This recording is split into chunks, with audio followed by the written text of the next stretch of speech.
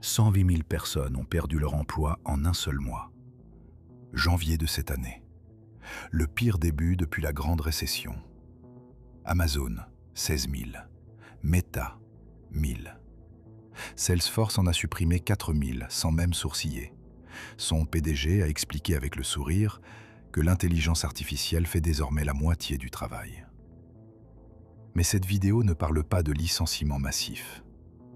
Les médias en parlent et ils le font tous les jours. Chaque titre, encore un chiffre, encore un graphique, encore une entreprise. Tout ça, c'est du bruit. On va parler de ce qu'il y a derrière le bruit, du silencieux, du lent, du profond. Ce qui se passe non pas sur le marché du travail, mais à l'intérieur d'une personne qui comprend soudain que ce à quoi elle a consacré 10, 20, 30 ans de sa vie n'intéresse plus personne. Non pas parce qu'elle a mal travaillé, mais parce que les règles ont changé et personne ne l'a prévenue. Ce ne sera pas un sujet sur la technologie, ce sera un sujet sur toi. Regarde ta journée. Peu importe qui tu es, salarié ou patron, freelance ou chirurgien, développeur ou architecte. Tu te réveilles et tu fais ce que tu faisais hier. Analyser, préparer, coordonner, créer, vérifier, répondre. 80% de ta journée, du rituel. De la forme qui se fait passer pour du fond. Du mouvement qui se fait passer pour une direction. Et maintenant, un fait qu'il faut encaisser. Une part importante de ce rituel, une machine le fait déjà. Pas en théorie, pas en laboratoire, en ce moment même. Comment ça fonctionne? Ça vaut la peine de comprendre, parce que sans ça, tout ressemble à une énième histoire qui fait peur. Et non, ce n'est pas un ordinateur intelligent. C'est quelque chose de plus intéressant. À la base, les grands modèles de langage. GPT d'OpenAI, Claude d'Anthropic, Gemini de Google. Le principe est d'une simplicité ironique. Le modèle lit un volume gigantesque de texte, en gros une grande partie de tout ce que l'humanité a écrit, et apprend à prédire le mot suivant. Juste le mot suivant, des milliards de fois. Et dans le processus, il se passe quelque chose que personne n'avait prévu. Le modèle commence à assimiler la structure du savoir. Pas comme un humain, sans conscience, sans vécu, mais il détecte les liens entre les concepts, capte la logique de l'argumentation, les chaînes de cause à effet. Non pas parce qu'on lui a expliqué, mais parce que sans ça, il ne peut pas deviner correctement le mot suivant. Mais ça, c'était la nouvelle d'hier. Celle d'aujourd'hui, les agents. Un modèle qui se contente de répondre à des questions, c'est un chatbot. Ce qui vient d'apparaître, c'est fondamentalement différent.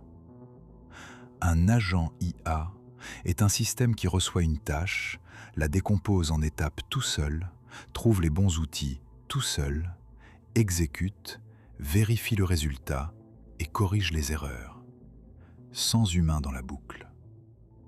Cursor, un éditeur de code où l'agent tourne dans une machine virtuelle cloud, écrit le code, le teste et revient avec un résultat fini et une démo vidéo. Perplexity a lancé un travailleur numérique qui répartit les tâches entre plusieurs modèles. Un cherche les données, un autre analyse, un troisième met en forme. OpenAI a construit Codex, un système où tu lances plusieurs agents en parallèle, chacun sur sa tâche, et tu les gères comme des projets. Microsoft a intégré des agents dans Copilot. Ils travaillent en arrière-plan, gèrent les tâches courantes pendant que tu ne regardes même pas. Et ça, c'est février-mars de cette année. Pas des prévisions, pas des versions bêta, des produits qui fonctionnent déjà. L'étape suivante, les systèmes multi-agents. Plusieurs agents, chacun avec sa spécialisation, qui interagissent entre eux. Un collecte les données de marché, un autre analyse les tendances, un troisième prépare une décision et l'envoie dans le CRM. Sans humain entre eux. une chaîne de montage où chaque maillon est un algorithme. Gartner et Forrester annoncent 26 comme l'année de percée des systèmes multi-agents. 65% des entreprises ont déjà lancé des projets pilotes. Dépenses mondiales en IA, 1300 milliards d'ici 29. Maintenant, regarde ça sous le bon angle. Ces agents ne sont pas des assistants. Ce sont des remplaçants. Ils ne t'aident pas à travailler, ils travaillent à ta place. Et chaque mois, un peu plus à ta place, un peu moins avec toi. Voilà pourquoi c'est important. Quand un modèle rédige un document juridique, il ne connaît pas le droit. Il a lu des millions de documents et assimilé la logique juridique, quels arguments suivent lesquels, comment les réserves sont formulées, où vont les références aux précédents. Quand il analyse une image médicale, il ne voit pas une tumeur. Il a comparé des millions d'images et appris à distinguer le schéma d'un tissu sain d'une anomalie, statistiquement, sans intuition, mais avec une précision qui ne baisse pas après la 6e heure. Chaque nouvelle version, un bond, pas un pas. GPT-3 écrivait comme un étudiant appliqué, GPT-4 comme un spécialiste chevronné. Entre les deux, moins de 2 ans. Le progrès n'est pas linéaire, il est exponentiel, comme les intérêts composés.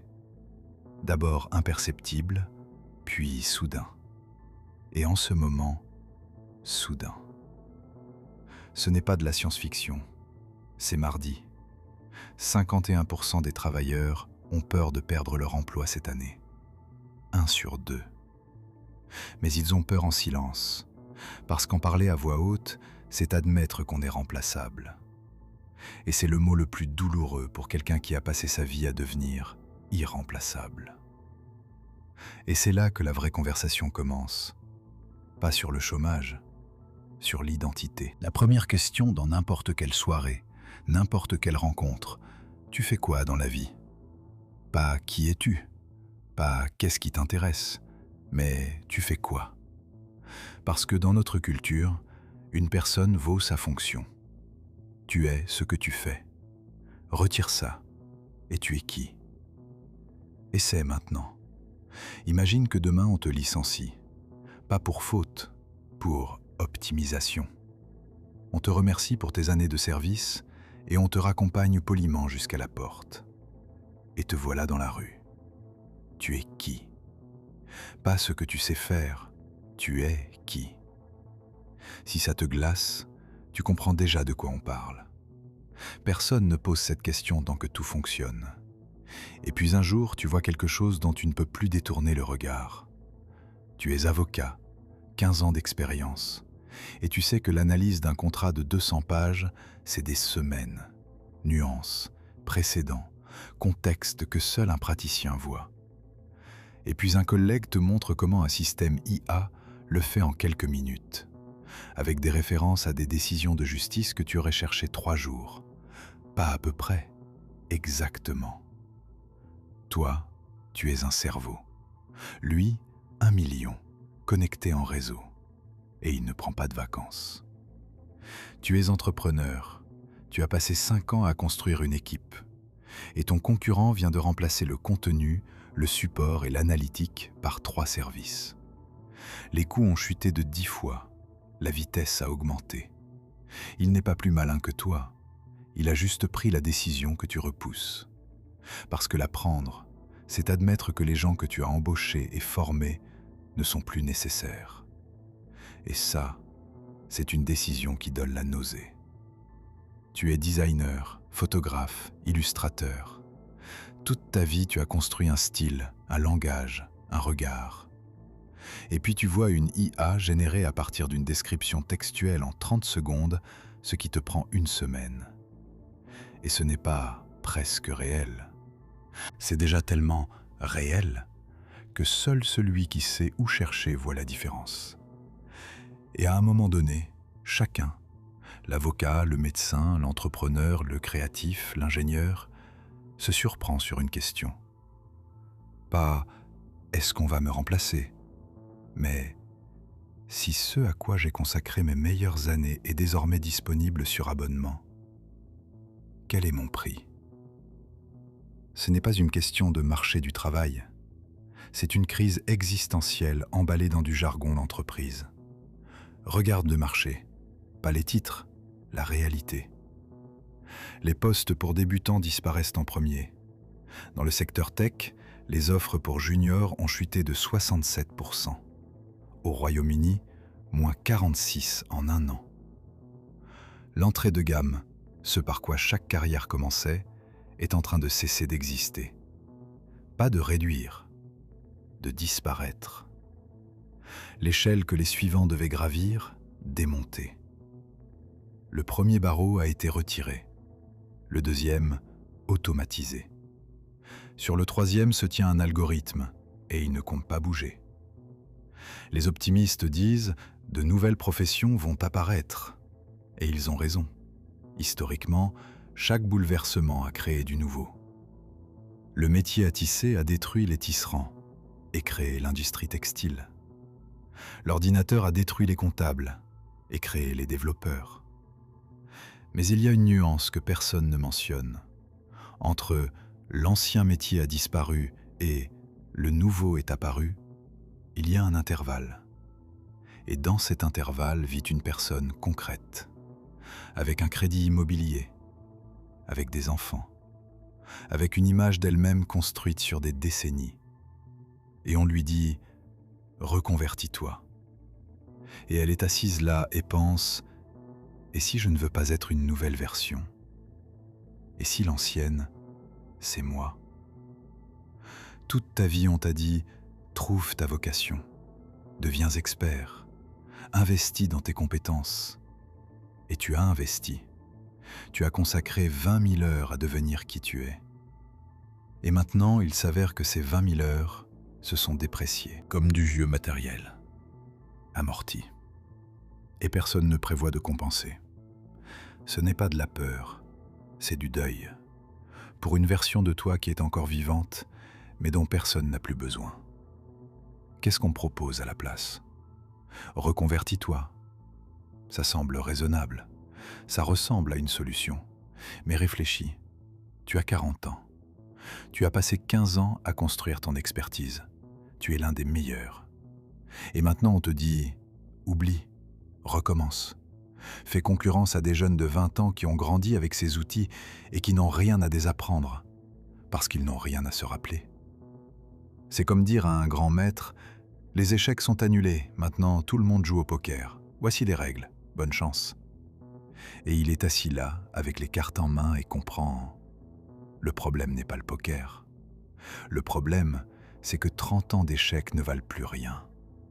Ce n'est pas un nouveau départ, c'est une remise à zéro. » Et l'industrie de la reconversion, encore un marché qui croît non pas parce qu'il fonctionne, mais parce que les gens paniquent. Au lieu de « trouve-toi », on vend désormais « réinitialise-toi ». L'emballage est différent, la mécanique, la même. Un client qui revient toujours. Il y a un paradoxe qui mérite d'être regardé froidement. Les entreprises licencient et leurs actions montent. Le marché célèbre chaque vague de coupe. En langage d'investisseur, licencier 5000 sonne comme augmenter la marge. Et ces 5000 personnes, elles n'entrent pas dans cette formule. Elles sont une ligne qu'on a effacée. Une personne passe 5 ans en master, 10 ans en carrière, sans dette pour l'éducation de ses enfants, et puis apprend qu'elle a été remplacée par un service à 20 $ par mois. Et le marché réagit à ça par la hausse. Parce que pour le marché, tu es un poste de dépense. Quand le poste disparaît, le bilan s'améliore. Rien de personnel, juste de l'optimisation. L'ironie mérite sa propre ligne. On licencie des gens, puis on en embauche d'autres pour entraîner l'IA qui a remplacé les premiers. Tu formes littéralement ton propre remplaçant, pour moins cher. Ce n'est même pas du cynisme, c'est de la logique d'entreprise qui a dépassé le point d'absurdité sans s'en rendre compte. Et il y a la version silencieuse. On ne te licencie pas. On te dégonfle. progressivement. Les tâches te sont retirées une par une. D'abord la routine, et tu t'en réjouis. Puis l'analytique, puis la stratégie. Et à un moment, tu es assis en réunion et ta présence est un décor. Tes recommandations sont vérifiées dans l'IA avant même qu'on t'écoute jusqu'au bout. On ne t'a pas licencié, on t'a contourné. Comme un meuble. Tu ne gênes pas, mais tu ne sers plus. Et ça fait plus mal qu'un licenciement franc. Parce qu'un licenciement, c'est au moins de la clarté. Ça, c'est une disparition lente à plein salaire. Il y a un concept en médecine, la douleur fantôme. Quand on ampute un membre, la personne continue de ressentir une douleur dans ce qui n'est plus là. Le cerveau n'a pas eu le temps de se recabler, il envoie des signaux dans le vide et reçoit de la douleur en retour. La perte d'une profession fonctionne de la même façon. C'est comme si on t'avait amputé de ce que tu étais, mais tu continues de te réveiller avec le sentiment que tu vas aller travailler. Tu continues de penser en catégories qui n'existent plus. Tu continues d'avoir mal à ce qui n'est plus là. Avant, ça concernait les mineurs et les ouvriers d'usine. Maintenant, les développeurs, les avocats, les analystes financiers, les designers, les rédacteurs, les analystes. Des gens à qui on avait promis « Votre travail nécessite de l'intellect et l'intellect ne peut pas être automatisé ». Il s'avère que si. Les modèles de langage écrivent déjà des textes qui passent les contrôles académiques, produisent des business plans que les investisseurs ne distinguent pas de ceux faits par des humains, génèrent du code qui compile et fonctionne, copilote écrit à la place du développeur, Cursor remplace la moitié d'une équipe.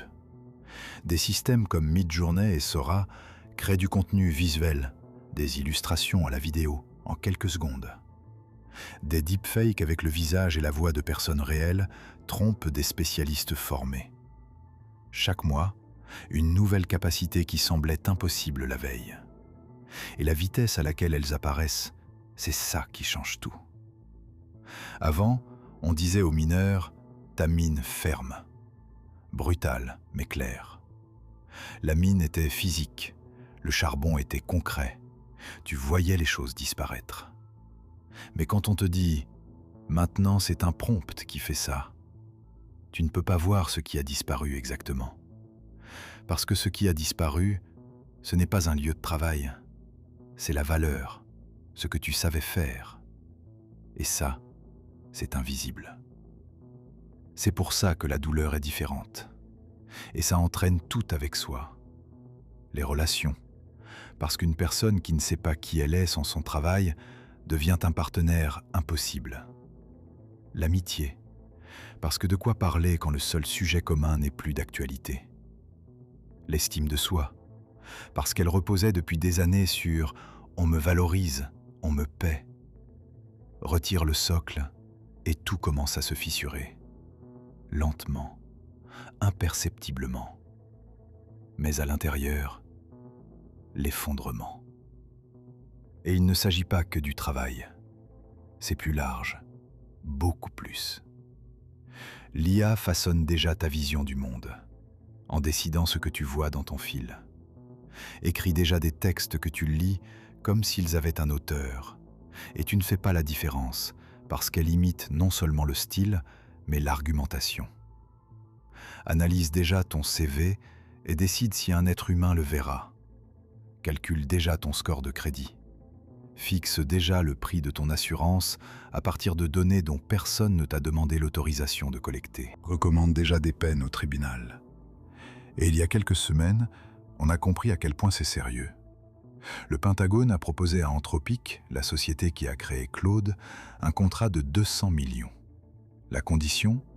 Lever les restrictions sur l'utilisation du modèle pour des armes autonomes et la surveillance intérieure. Anthropic a refusé.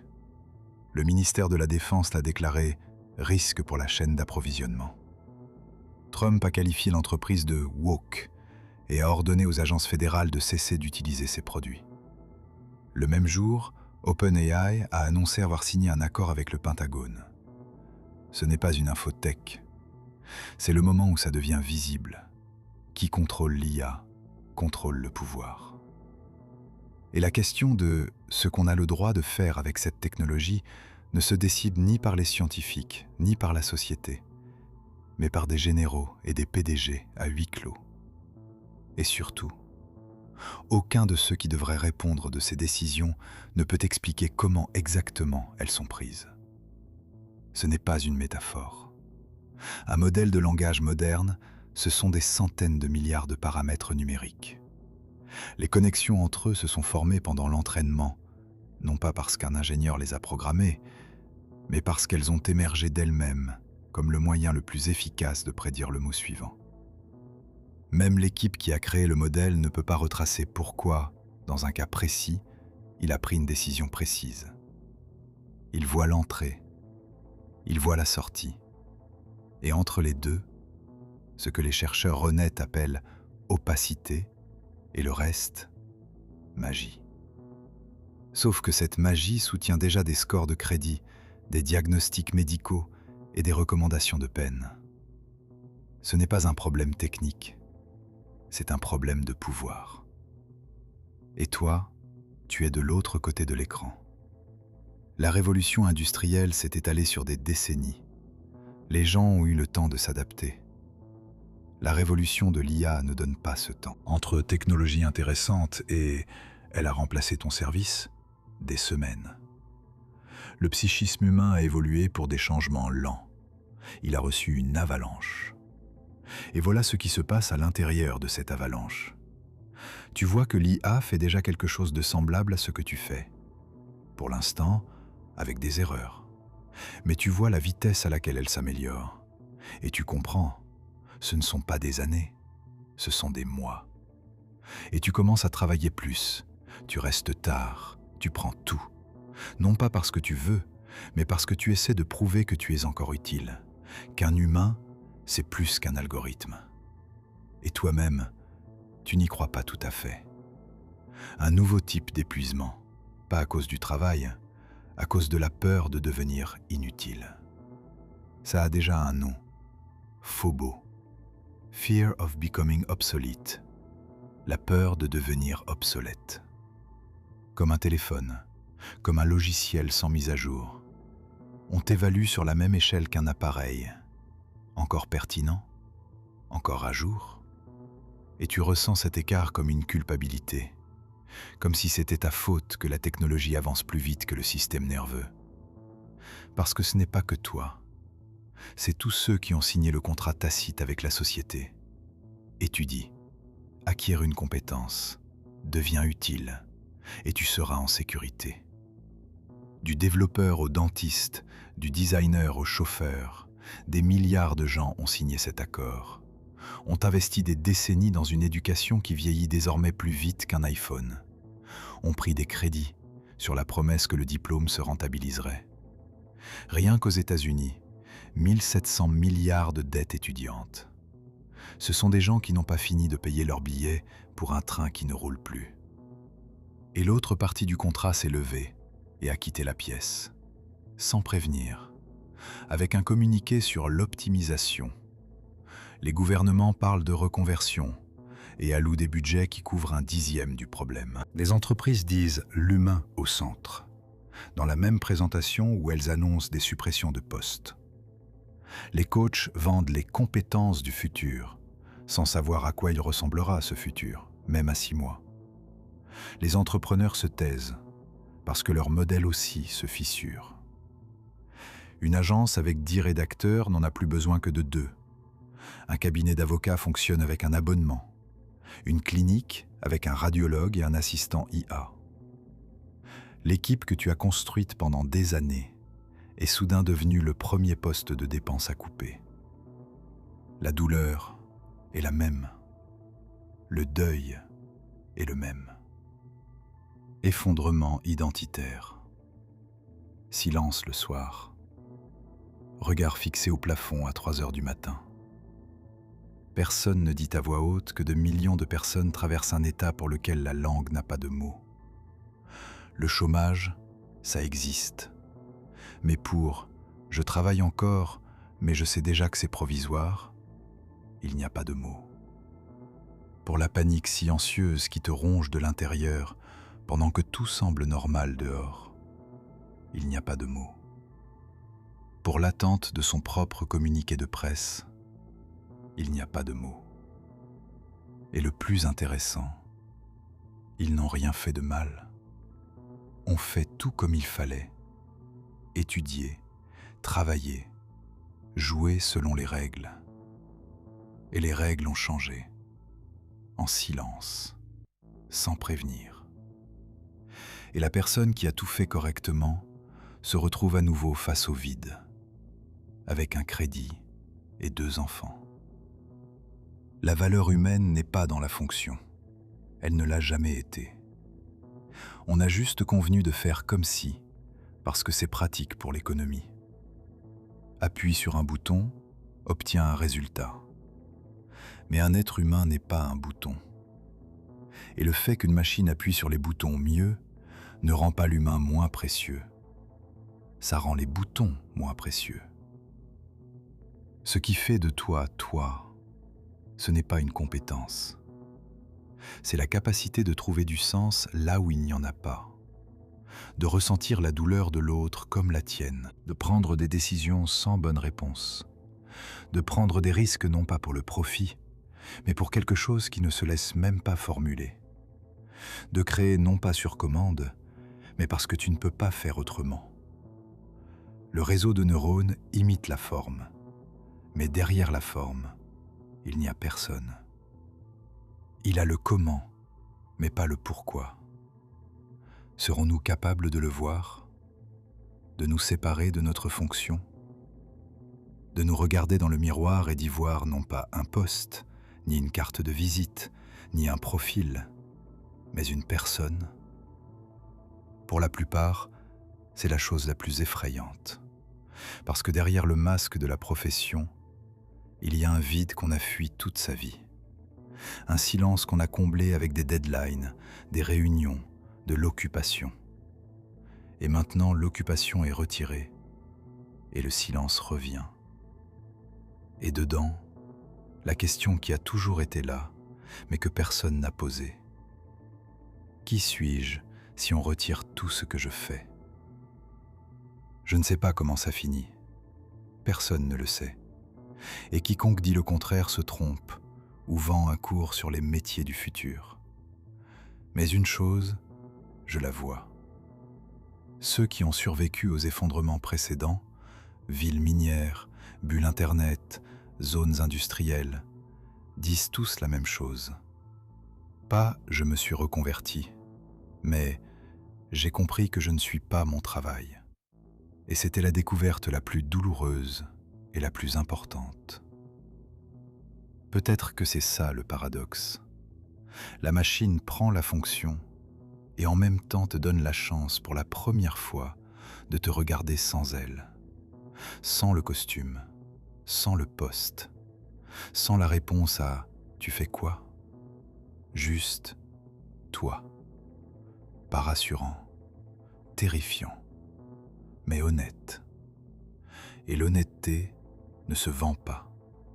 C'est pour ça que personne ne la propose, sauf le silence. Le silence est toujours honnête. Et si en ce moment tu sens le sol bouger, ne cours pas. Ne te précipite pas à te reconvertir dans la panique. N'achète pas un cours « Comment rester utile dans le monde de l'IA ?» Arrête-toi, 1 heure. Sans podcast sur l'IA, sans article sur le futur, sans conseils de gens qui ne savent pas eux-mêmes ce que demain sera. Juste toi et la question « Qui suis-je sans tout ce que je fais ?» La réponse sera peut-être discrète, effrayante, de celle qui ne rentre dans aucun CV, mais elle est à toi. La seule chose que l'IA ne pourra pas générer. Si ça a résonné, laisse un mot, pas un beau, un honnête. Abonne-toi, ici on ne rassure pas. Ici on regarde comment tout fonctionne, sans illusion, sans promesse, sans « tout ira bien ». Parce que « tout ira bien », c'est aussi une phrase que la machine génère déjà. et elle le fait de façon plus convaincante que la plupart des humains.